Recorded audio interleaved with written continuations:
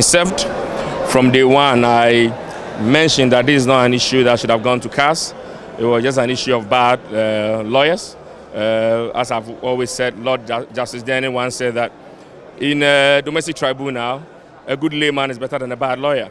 If the right things were done, we wouldn't have gone where we did. But at the end of the day, justice has been served. It will serve as a deterrent to the judicial bodies to do the right thing all the time.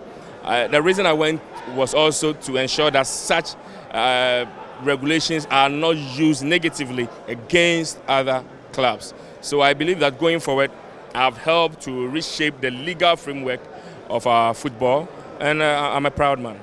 While you've helped, you've also, in quotes, created a problem. Now the Division 1 league class are 49 instead of the 48. Is that something that concerns you about how they go about it, or you don't really care? I think that is a wrong accusation to say that I have caused a problem. No, that's what I said. I went to the Court of Arbitration for Sports, which is the last exhaustive body within our legal framework.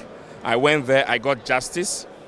The normalization committee have been asked to implement the decision of CAS, and I don't know how that constitutes me causing a trouble. I have been served injustice. I have lost players to that injustice. I have lost revenue to that injustice. I have lost potential sponsors to that injustice. So after I have been readmitted, that shouldn't constitute me causing any trouble. I should rather be commended for going through all the challenges to be able to ensure that justice has been served.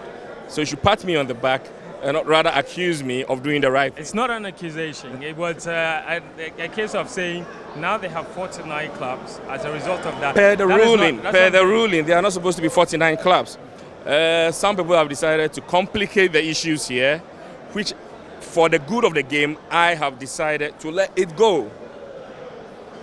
It's not supposed to be so. Per the CAS ruling, a club is supposed to be demoted. And that is the responsibility of the Ghana Football Association. That is not Yaw Amponsah's responsibility. That's what I was looking for. And now, the electioneering process has officially begun. You put yourself forward to contest for the GFA presidency.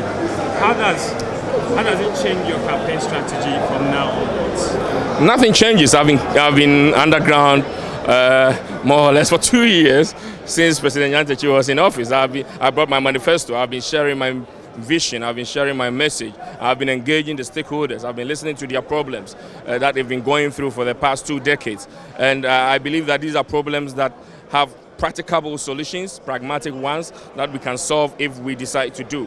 But the bottom line is that we need somebody who has the willingness to put words to action. And I'm that person. So nothing changes. I keep on being on message. And at the end of the day, I believe that the delegates will choose the right person for this job. We've been here before, 2005. We went through similar circumstances.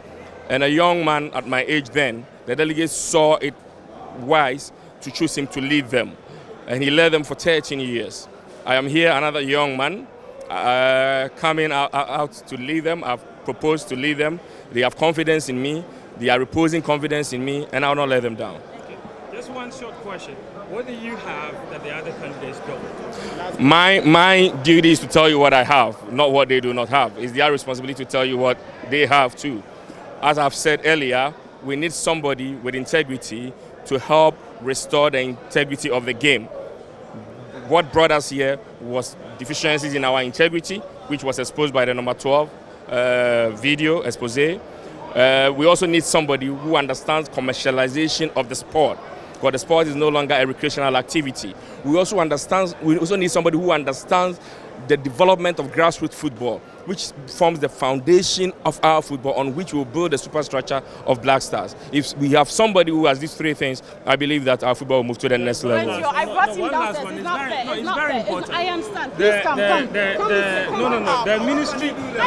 The ministry was forced to release a statement to deny that they were backing you in the GFA presidency. Is that something that concerns you, that this impression exist, and it took the ministry a whole statement to clear doubts? It doesn't concern me. As I've said earlier, I'm sticking to my message.